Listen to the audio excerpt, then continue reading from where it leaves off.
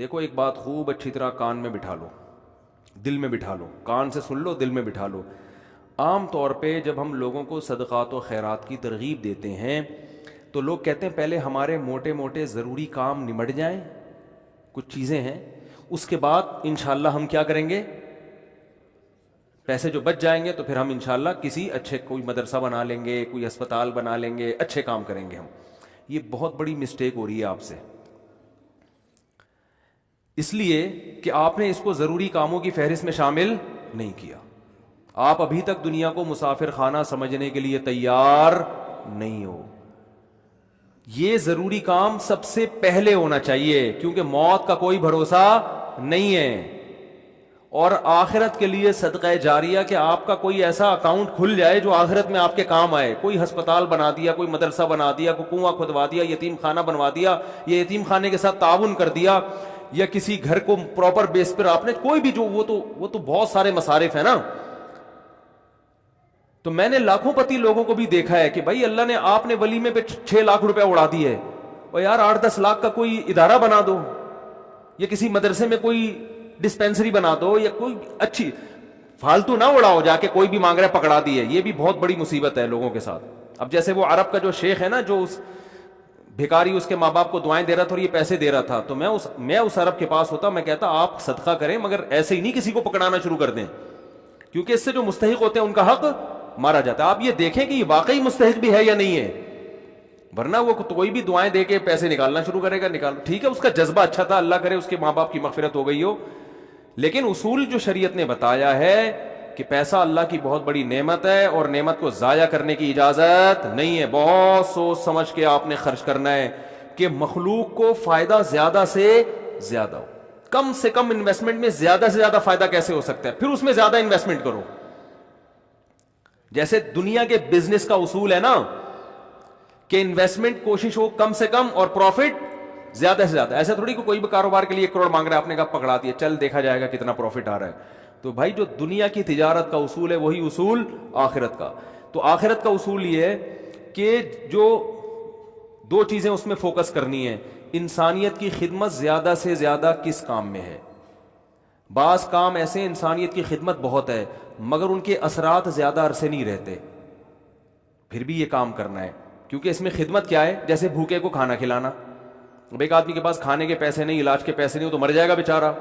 بھوک کی تکلیف کون برداشت کر سکتا ہے. تو بھوکے کو کھانا کھلانا یہ بظاہر صدقہ جاریہ تو نہیں ہے کیونکہ یہ زیادہ ٹائم تک چلے گا نہیں نا. کھانا کھا لیا، پیڑ بھر گیا، بس ختم. لیکن یہ خدمت بہت بڑی ہے تو اس کو بھی فوکس کرنا ہے. اور بعض چیزیں ایسی ہوتی ہیں کہ جس میں فوری طور پر خدمت تو بہت نہیں ہو رہی ہوتی لیکن اس کا اثر آپ کے مرنے کے بعد بھی قائم. جیسے کنواں بنا دیا آپ نے. اب کنواں ایسی چیز ہے جب تک کنواں رہے گا لوگ پانی پیئیں گے، آپ کو ثواب ملتا رہے گا. درخت لگا دیا، مر گئے تو درخت سے کو بہت زیادہ، ایک درخت سے کیا فائدہ ہوگا. نہیں آ رہی سمجھ میں بھائی. بھائی آپ نے ایک نیم کا درخت لگا دیا تو کوئی بہت تو نہیں نا، کوئی لوگ اس کو کھائیں گے تھوڑی. نہیں بھی لگاتے تو کیا ہو جاتا. تو اس میں انسانیت کا فوری طور پہ کوئی بہت زیادہ فائدہ نہیں ہو رہا ایک درخت سے، لیکن اس کے اثرات بہت دیر تک قائم رہیں گے. یعنی آپ مر بھی گئے تو درخت کے نیچے کوئی بھی چھاؤں لے گا، درخت آکسیجن سے فائدہ پہنچائے گا، چرند پرند اس سے کھائیں گے.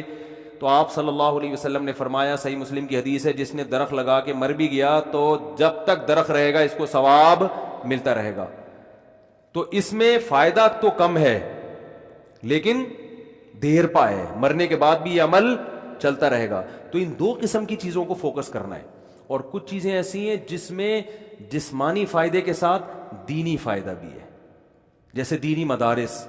دینی مدارس کو سپورٹ کرنے کا فائدہ کیا ہوتا ہے؟ غریب طلبہ کو کھانا بھی ملتا ہے، علم بھی ملتا ہے، وہ عالم بن کے دنیا میں کام کرتے ہیں. تو صدقہ جاریہ بھی ہے. مرنے کے بعد وہ علماء جو کام کریں گے پھر آگے ان سے جو ہدایت پھیلے گی، پھر وہ لوگ آگے جو تبلیغ کریں گے، تو جب تک اسلام باقی رہے گا آپ کو ثواب ملتا رہے گا. لیکن اب یہ بھی نہیں کہ کسی بھی مدرسے میں اٹھا کے دے دو.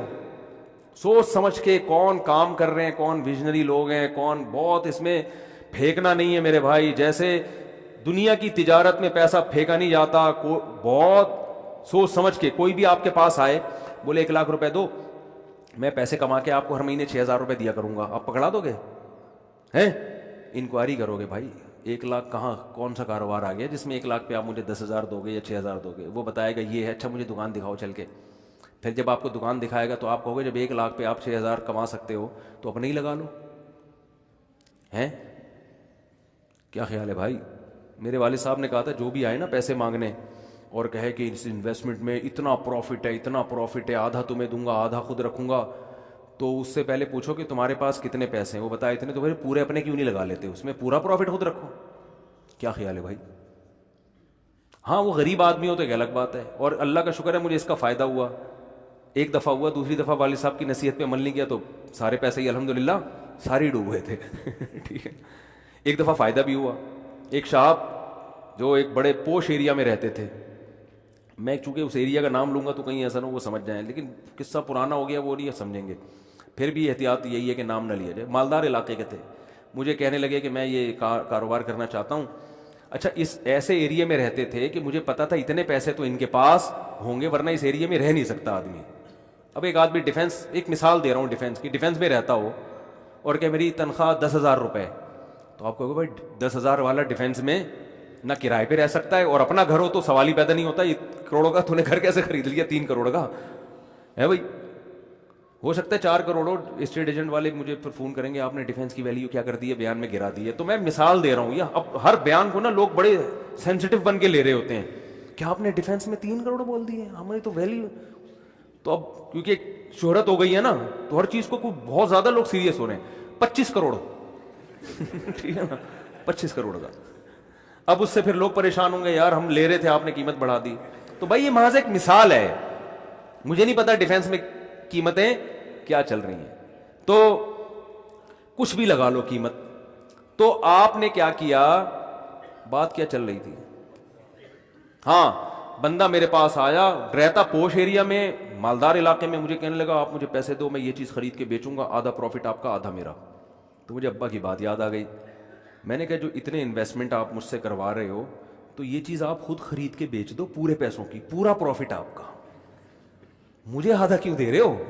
انویسٹمنٹ جو مجھ سے کروا رہا ہے اور آدھا پروفٹ دے رہا ہے, اس کا مطلب وہ رسک لینے کے لیے تیار نہیں ہے. مطلب ڈوبیں تو اس کے ڈوبیں, اس کا مطلب آپ کو خود پتا ہے کہ یقینی پروفٹ نہیں ہے. سمجھتے ہو کہ نہیں سمجھتے؟ تو کسی کو پیسے دینے سے پہلے جیسے انکوائری کرتے ہو نا, صدقہ خیرات سے پہلے بھی ایسے انکوائری کیا کرو, کیونکہ آپ کے پاس لامحدود رقم نہیں ہے. غیر مستحق کو دینے کا سب سے بڑا نقصان یہ ہے کہ مستحق لوگ رہ جاتے ہیں. لوگ کہتے ہیں کسی غیر مستحق کو چلا گیا تو کیا ہے, او بھائی پھر اتنے پھر مستحقین رہ جائیں گے اس سے, اور ثواب کمانا ہے نا, تو ثواب تو جب ہی ملے گا جب آپ کا پیسہ صحیح جگہ پہ جائے گا. جو غیر مستحق ہو اس کو ہدیہ دے دیا کرو بھائی دوستی یاری میں, کہ چل یار گفٹ ہے. بات آ رہی ہے سمجھ میں؟ تو یہ میں اہم پوائنٹ کی بات بتا رہا ہوں کہ 2 جگہ خرچ کرنا ہے, ضرورت اور دوسرا جس کا اثر دیر پاؤ. تو صدقہ جاریہ بھی اچھی چیز ہے اور انسانیت کی ضرورت پوری کرنا. آپ کہہ سکتے ہیں یار ایک بھوکے کو کھانا کھلا دیا پیٹ بھر گیا تو وہ تو بس ایک ثواب مخصوص مل گیا تو اب تو ختم نا, صدقہ جاریہ تو قیامت تک رہتا ہے. یہ اس لیے بتا رہا ہوں کہ ہم بعض دفعہ لوگوں کو بتاتے ہیں کہ یار یہ دیکھو یہ غریب ہے, اس کو بیوہ ہے, اس کے گھر میں راشن ڈال, تو کہہ رہے ہیں نہیں ہم تو صدقہ جاریہ چاہتے ہیں. تو یاد رکھو صدقہ جاریہ کے اپنے فضائل ہیں کہ وہ چلتا رہے گا آپ کا, لیکن بھوکے کو کھانا کھلانے کے, اس کی ضرورت پوری کرنے کے اپنے, وہ ثواب تھوڑا ہے لیکن وزنی بہت ہے. وزنی کیسے؟ حدیث میں آتا ہے قیامت کے دن اللہ اعلان کریں گے, جب میدان حشر ہوگا نا, بہت سختی کا دن ہوگا, تو اللہ اعلان کریں گے کہاں ہیں وہ لوگ کہ جب میں بھوکا تھا تو انہوں نے مجھے کھانا کھلایا, میں پیاسا تھا تو انہوں نے مجھے پانی پلایا, آج ان بھوکوں کو میں کھلاؤں گا کیونکہ انہوں نے مجھے کھلایا تھا. جیسے ہوتا ہے نا آپ کو بھوک لگ رہی تھی, کسی نے آپ کا اکرام کیا, تو اب آپ کو کہیں وہ بھوکا نظر آئے تو آپ سب سے پہلے اس کو کھلاؤ گے نا. یار میں ٹی وی میں آ رہا ہوں کیا ہے, تھک گئے ہیں تو بیان ختم کر دیتا ہوں, بس ویسے ہی بھی ختم ہونے والا ہے. دیکھو غیرت مند انسان کیا کرتا ہے, آپ بھوکے تھے اور آسان مثال, آپ کی گاڑی میں پیٹرول ختم ہو گیا, آپ نے پیٹرول پمپ والے سے کہا یار تھوڑا سا ڈال دو, پیسے بعد میں دے دوں گا میں آپ کو, ابھی جیب میں ہے نہیں. اس نے کہا چل یار ڈال دیا پیٹرول, میں اپنے پیسوں سے ڈال رہا ہوں, جاؤ یار. ایک دن کیا ہوا, اتفاق سے آپ پیٹرول پمپ کے مالک بن گئے. وہ آیا گاڑی لے کے, پیٹرول نہیں ہے, لائن لگی ہوئی ہے, بہت سے غریب آ گئے بغیر پیٹرول کے نا ٹھیک ہے نا. اب آپ کے پاس محدود پیٹرول ہے تو آپ کس کی گاڑی میں ڈالو گے؟ آپ اعلان کرو گے بھائی جنہوں نے میری بائک میں یا گاڑی میں پیٹرول ڈالا تھا نا وہ بندہ آگے آ جائے, اس کو تو اس کی ضرورت تو پوری کرنی. تو ایک عام انسان جب یہ کام کرتا ہے تو اللہ تو غیور ہے بھائی, تو اللہ اعلان کرے گا بھوک اور پیاس میں لوگ تل ملا رہے ہوں گے, اللہ کہے گا سب سے پہلے ان کو کھلاؤں گا جنہوں نے جب میں بھوکا تھا مجھے کھلایا, جب میں پیاسا تھا مجھے پلایا. تو لوگ کہیں گے اللہ تو کہاں بھوکا ہو سکتا ہے؟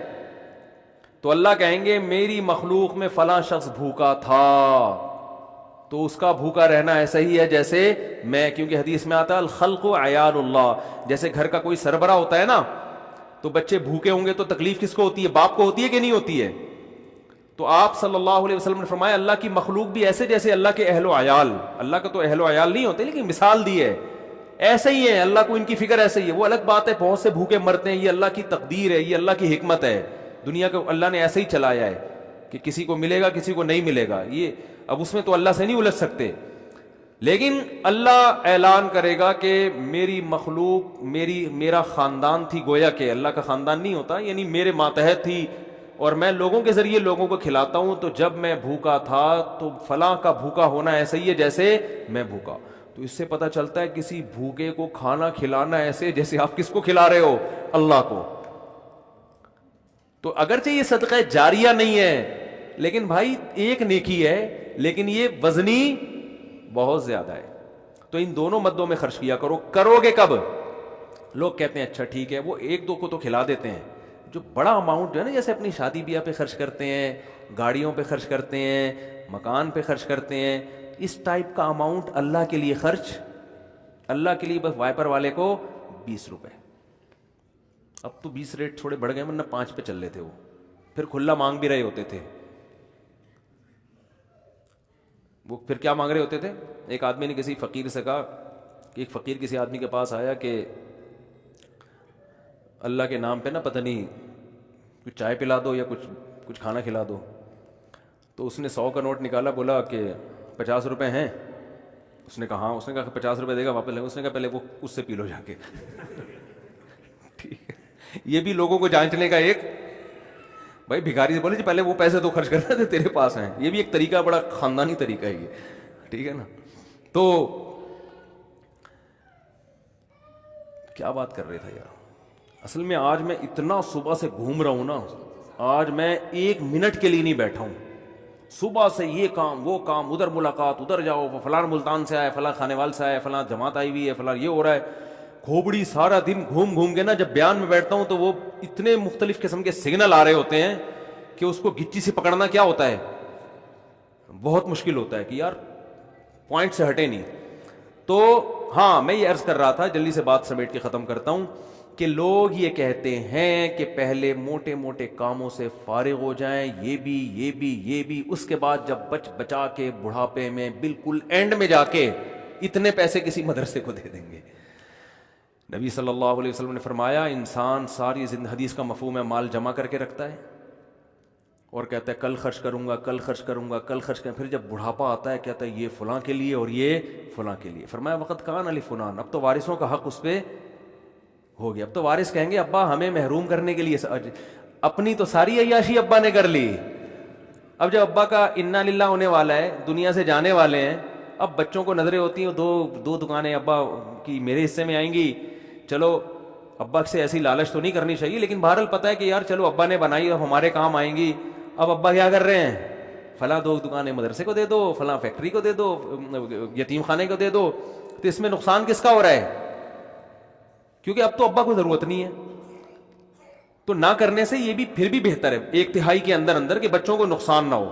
اگر بچوں کو نقصان ہو رہا ہے پھر تو یہ بالکل صحیح نہیں ہے. حدیث میں آتا ہے کہ آخر عمر میں نا اس طرح سے صدقہ کر دینا کہ بچے دوسروں کے محتاج بن جائیں. آپ صلی اللہ علیہ وسلم نے اس کی اجازت نہیں دی ہے. لیکن اگر بچوں کے لیے اتنا چھوڑ کے جا رہے ہو آخر عمر میں کہ وہ اپنے پاؤں پہ اچھی طرح کھائیں گے پیئیں گے, تو پھر 1/3 آپ صدقہ بھی کر سکتے ہیں, جائز ہے اور اس کا بھی ثواب ملے گا. لیکن میرے بھائی یہ خاندانی صدقہ نہیں کہلائے گا, اس لیے کہ آپ نے تو بھرپور عیاشی کر لی نا. آپ کی تو 4 شادیاں معذرت کے ساتھ ہو گئیں, ایک جس کی ہو گئی ان کی بات کر رہا ہوں, اور آپ کی تو جناب یہ بھی ہو گیا وہ بھی ہو گیا, سارے کام ولیموں پہ بھی اڑا دیا, اور انویسٹمنٹ بھی دبا کے کر لی, کاروبار بھی ہو گیا, سب کچھ مزے تو اڑا لیے نا آپ نے. تو یہ نبی کی نظر میں افضل صدقہ نہیں ہے. افضل صدقہ یہ ہے, آپ صلی اللہ علیہ وسلم سے صحابی نے پوچھا یا رسول اللہ سب سے بہترین صدقہ کون سا ہے؟ آپ نے فرمایا وہ صدقہ ہے تأمل الغنا وتخشى الفقر, تمہیں امید ہو کہ اگر یہ پیسہ میں نے صدقہ نہیں کیا تو اس سے ڈبل بنا سکتا ہوں, پیسے سے پیسہ کما سکتا ہوں, یہ امید ہو, اس حال میں پیسہ صدقہ کرو. اور یہ بھی ڈر ہے کہ اگر کر دیا تو فیوچر میں غریب نہ ہو جاؤں. اس ملی جلی کنڈیشن میں جو صدقہ ہوگا نا وہ کیا کہلائے گا؟ خاندانی صدقہ. سمجھ میں نہیں آ رہی بات؟ تو اس لیے صدقات و خیرات میں یہ نہیں کہہ رہا, یہ تو حدیث میں بھی منع ہے کہ اتنا کر دینا کہ کل لوگوں کے محتاج بن جائیں, یہ تو جائز ہی نہیں ہے نا, کہ اپنے ضروری جو بیوی بچوں کے ہیں وہ تو بہرحال, لیکن صرف اتنا کر لیں کہ آپ جب یہ کہتے ہیں نا کہ میرے یہ چند ضروری کام ہو جائیں تو پھر میں یہ کروں گا, یہ الفاظ غلط ہیں.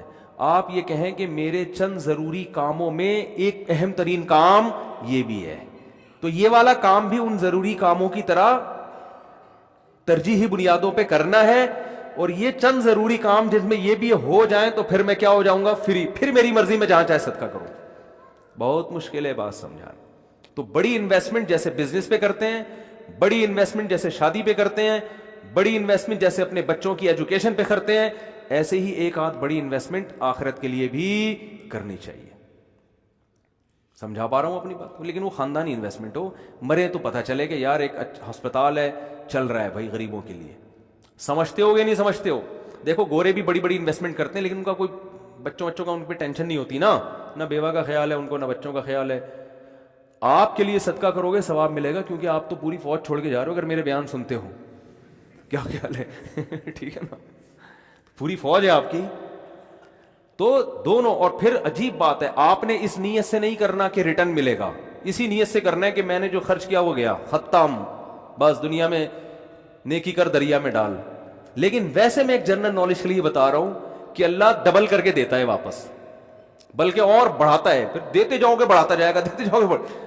حدیث میں آتا ہے ما نقصت صدقۃ من مال, صدقے سے مال میں کبھی بھی کمی نہیں ہوتی نہیں ہے. لیکن آپ نے یہ نیت نہیں کرنی, آپ نے یہ نیت کرنی ہے کہ میں دے رہا ہوں اور مجھے نقصان نہیں ہوگا اس کا, میرا کاروبار بھی کم ہو جائے گا اور میرے گھر میں بھی تھوڑا خرچہ کیا ہو جائے گا. یعنی میری اپنی بیوی بچوں سے تو خرچہ مت روکو, ان کو نہ بھیڑ چڑھاؤ اپنے توکل کی, ٹھیک ہے نا. اپنا, میری گاڑی تھوڑی سی سستی ہو جائے گی, یہ ہو جائے گا وہ ہو جائے گا, اپنے اوپر تو رکھ کے سب کچھ کرو. یہ نیت یہی کرو کہ یار کم ہی ہو جائے گا. لیکن ویسے میں جنرل نالج کے لیے بتا رہا ہوں کم ہوتا نہیں, کیونکہ اگر آپ نے نیت یہ کر لی نا کہ بڑھ جائے گا, پھر نہیں بڑھے گا, پھر نہیں بڑھے گا. اور اس میں بات چاہ کے کمپلیٹ ہو جائے, لیکن اس میں آپ نے یہ دیکھنا ہے آپ میں توکل کتنا ہے. صحیح ہے نا. کل آزمائش آئی تو ایسا نا یار مجھ سے آپ کا بیان ہی گلے پڑ گیا یار, تو کوئی بات نہیں, پہلے یہ والے بھی کر لو پھر کر لو, تو خاندانی نہ ہو, غیر خاندانی صدقہ بھی ہو تو چلو صدقہ تو ہو گیا نا. تو خاندانی صدقے کے لیے تھوڑی سی کھوپڑی بھی خاندانی ہونی چاہیے, تو یہ ظرف بھی ہونا چاہیے اسی حساب سے, تو اپنی حیثیت دیکھ کے. لیکن میرا مقصد صرف یہ ہے کہ یار کچھ تو انویسٹمنٹ آخرت کے لیے بھی جوانی میں جب آپ کو ضرورت ہے, بڑھاپے کے لیے نہ رکھو. بڑھاپے میں اللہ اور توفیق دے دے گا. اور صدقہ ایسی چیز ہے جس کو ایک دفعہ عادت پڑتی ہے نا, پھر ہاتھ رکتا نہیں ہے اس کا. آدمی بعض دفعہ ایک بڑا اماؤنٹ خرچ کرتا ہے کہ یار یہ میں بڑا اماؤنٹ خرچ کر رہا ہوں بس تاکہ ایک دفعہ ہو جائے, کل مروں کوئی بھروسہ نہیں, کل مر جاؤں تو صدقہ جاریہ ہوگا. تو ایک دفعہ کرو گے نا, عادت ایسی پڑتی ہے اس کی, پھر کل دوبارہ یہ سوچ کے دوبارہ کرو گے. یہ اللہ کی طرف سے ایک نعمت ہے کہ جو کرتا ہے پھر اللہ اس کو صدقے کرنے کی توفیق دیتا رہتا. تو یہ سب سوچ سمجھ کے. تو ہاں اچھا, اس میں پھر دو کام کرنے ہیں. کچھ صدقے تو پبلک کو دکھا کے کرنے ہیں, اپنے بچوں کو بھی بتاؤ, بیوی کو بھی بچاؤ, بھائی کو بھی بتاؤ, رشتہ داروں کو بھی بتاؤ, کیونکہ قرآن میں جگہ جگہ آتا ہے کہ نیک لوگ چھپا کے بھی صدقہ کرتے ہیں اور علانیت. دکھانے کا فائدہ یہ ہوگا, پبلک کو ترغیب ہوگی کہ یار اس نے جب یہ ہسپتال بنا سکتا ہے, مدرسہ بنا سکتا ہے, یتیموں کی مدد کر سکتا ہے اور نہیں مرا, ماشاءاللہ کھا رہا ہے, کچھ ہمیں بھی عبرت حاصل ہوگی کہ نہیں ہوگی. بچوں کو جب بتاؤ گے تو بچے کہیں گے یار میرے باپ نے اتنا کچھ کیا, جب وہ باپ بنیں گے تو ان کا بھی دل چاہے گا. تبھی میں لوگوں سے کہتا ہوں اپنی بہنوں پہ خرچ کیا کرو لفافے میں, اور بچے کو بتاؤ دیکھو میں نے پھپھو کو تمہاری اتنے پیسے دیے, شو مارنے کے لیے نہیں, تاکہ وہ بھی آپ کی بہنوں آپ کی بیٹیوں پہ جب آپ اپنی بہنوں پہ اپنی اولاد کے سامنے خرچ کرو گے تو آپ کا بیٹے کو خیال ہوگا کہ یار مجھے بھی جب میری ارننگ آئے گی تو مجھے بھی اپنی بہنوں کا خیال کرنا ہے. ہماری یہ پرمپرا ہے, ہمارے خاندان میں مرد عورتوں کا خیال کرتے ہیں. آپ کیا کرتے ہو؟ کبھی ایک دھیلا بچے نے نہیں دیکھا کہ آپ کی جیب سے اس کی پھپھو کے لیے نکل رہا ہو. ٹھیک ہے نا. نصیحتیں آپ کی صبح شام ماشاءاللہ ہول سیل کے حساب سے چلتی رہتی. بچے کو سمجھاتے رہتے ہو غریبوں کا خیال کیا کرو, بوڑھے ماں باپ کا خیال کیا کرو. بچے کو پتا ہے فری پھوکٹ کی نصیحتوں کے علاوہ ابا کے پاس کوئی کام نہیں. فری پھوکٹ کی نصیحت. جب آئیں گے گھر میں ٹارزن بن کے, کہتے تو نہیں ہے لیکن دل میں یہی ہوتا ہے, یہ کر لو, یوں نماز کیوں نہیں پڑھتا, یہ کیوں نہیں کرتا, یوں کیوں نہیں, ویڈیو گیم کھیلتا رہتا, پٹاخ تھپڑ لگایا, یہ کر رہا ہے وہ کر رہا ہے. بچے کو پتا ہے ابا کے پاس فری پھوکٹ کی نصیحتوں کے علاوہ, وہ ہمارا فلاں ماموں بیمار تھے, ابا نے ایک دھیلا نہیں نکالا جیب سے. امی کی طبیعت خراب ہوتی ہے تو ابا کے پاس ہسپتال لے جانے کا ٹائم نہیں ہے. نصیحتیں جتنی مرضی کروا لو, نصیحتیں بھی کریں لیکن نصیحت سے زیادہ عمل. بات آ رہی ہے سمجھ میں؟ ایک صاحب تھے, وہ نا بہت زیادہ صدقہ کرتے تھے, امریکہ میں ہیں وہ. میں نے ان سے پوچھا, میں نے کہا یار آپ ہر مہینے کچھ نہ کچھ کرتے رہتے ہو اتنی, اور وہ ایسی قوم سے تھے جو کنجوسی میں مشہور ہے. میں نے ان سے پوچھا آپ کی قوم کیا ہے؟ میرا خیال تھا کوئی سید ہاشمی قریشی ہوں گے, کوئی وہاں کے مکہ مدینہ کے اتنے سخی. تو انہوں نے کہا یار ہم وہ قوم کا نام لیا جو کنجوسی میں جس پہ لطیفے بنے ہوئے ہیں. میں نے کہا اس قوم کے ہو کے آپ اتنے ماشاءاللہ؟ تو انہوں نے کہا یار میرے باپ کو ہم نے بہت صدقہ کرتے ہوئے دیکھا ہے, تو بس ہم نے ابا سے سیکھی, ہماری یہ بلڈ میں یہ چیز شامل ہو گئی ہے, نہیں کرے تو ہمیں سکون نہیں ملتا. میں نے کہا یار بڑے خاندانی ہو. میں نے کہا یار کبھی آپ کو دکھاؤں گا بھائی اس قوم پہ لطیفے بنانا چھوڑ دو. قوموں پہ لطیفے ہیں نا, ایک قوم بڑی کنجوس مشہور ہے, ان کے ہاں جب بچہ پیدا ہوا نا تو سب آئے مبارکبادی کے لیے, سارے جمع ہو گئے. تو بچہ کہتا ہے سارے یہاں جمع ہو گئے, دکان پہ کون بیٹھا ہوا ہے؟ تم سب یہاں گئے مبارکباد دینے کمبختوں. یعنی اتنی اللہ نے اس بچے کو قوت گویائی عطا فرمائی, یہ بلڈ میں آ جاتی ہے نا چیز. تو بچے کو عقل نہیں ہے, شعور نہیں ہے, لیکن اس کے جینز میں یہ چیز آ گئی ہے کہ بھائی دکان کا بھائی آدھے ابھی آ جاتے ہیں, آدھے کسٹمر کو سنبھالتے. یہ لطیفہ ہے, کوئی سچا واقعہ نہیں ہے یہ, ٹھیک ہے نا, ایسی فرضی لطیفہ ہے سمجھانے کے لیے کہ کچھ اتنا کر کے جاؤ کہ بچے پیدا ہو کے جو ہے نا یہ بول رہے ہوں کہ ہم مبارکبادی میں 5 روپے تمہاری جیب سے نہیں نکلے. سخاوت کی ترغیب دیں وہ. تو خیر کچھ چھپا کے کچھ دکھاؤ, اور کچھ کیا کرو ایسا چھپاؤ کہ وہ حدیث میں آتا ہے دائیں سے دو بائیں کو پتہ نہ, بھول جاؤ. نیکی کر کے دریا میں ڈالنا جسے کہتے ہیں, خود بھی بھول جاؤ کہ میں نے کوئی نیک کام کوئی صدقہ کیا, کسی غریب کو کھلایا بھی ہے کہ نہیں کھلایا. جیسے عرب لوگ کرتے ہیں نا, آتے ہیں بیٹھ جائیں بھائی, بیان ختم ہو جائے پھر کرنا سوال, ٹھیک ہے, بیان ختم ہو جائے. تو جیسے عربوں میں ہے نا کہ دائیں ہاتھ سے دیتے ہیں ایسے, بعض فقیروں کو وہ یوں کرتے ہیں جیب میں ڈال دیتے ہیں, بس یوں کر کے نکل جاتے ہیں. اس فقیر کا سامنا بھی نہیں کرتے کہ کہیں یہ نہ دیکھ لے, اور پھر یہ جب ملے گا تو جھک کے ملے گا, یہ بھی نہ ہوگا. ایسا دو کہ کسی کو بھی پتہ نہ ہو, جس کو حدیث میں کہتے ہیں لا تعلم شمالہ ما تنفق یمینہ, دائیں ہاتھ جو خرچ کر رہا ہے بائیں کو بھی پتہ نہ چلے. اس سے پتہ چلتا ہے دیتے ہوئے کون سا ہاتھ استعمال کرنا چاہیے, دائیں. لیفٹ ہینڈ سے لین دین کرنا یہ شریعت میں پسندیدہ نہیں ہے. میری تو عادت ہے, کوئی دکاندار بائیں ہاتھ سے پیسے پکڑاتا ہے, میں کہتا ہوں بھائی کیوں نحوست ڈال رہا ہے اس کے اندر, اس کو ہاتھ چینج کر کے سیدھے ہاتھ سے دے دے. مجبوری ہو تو ایک الگ بات ہے, آپ ڈرائیونگ کر رہے ہیں تو پھر اب یہ تو نہیں کہ وہ جو ہے نا ایک ہاتھ سے گیئر پکڑا ہوا ہے ہاتھ چھوڑ کے جی تو کھڈے میں گر گئی گاڑی. تو مجبوری میں لیفٹ ہینڈ استعمال کیا جائے گا. مجبوری میں الٹے ہاتھ سے کھانے کی بھی اجازت ہے مجبوری میں, لیکن نارملی ڈرائیونگ میں آپ الٹے ہاتھ سے مجبوری ہوتی ہے. بعض دفعہ بعض لوگ رائٹ ہینڈ سے صحیح اسٹیئرنگ پہ قابو رکھتے ہیں, لیکن نارملی نہ دائیں بائیں سے لیفٹ ہینڈ سے کھانا چاہیے, نہ لین دین کرنا چاہیے.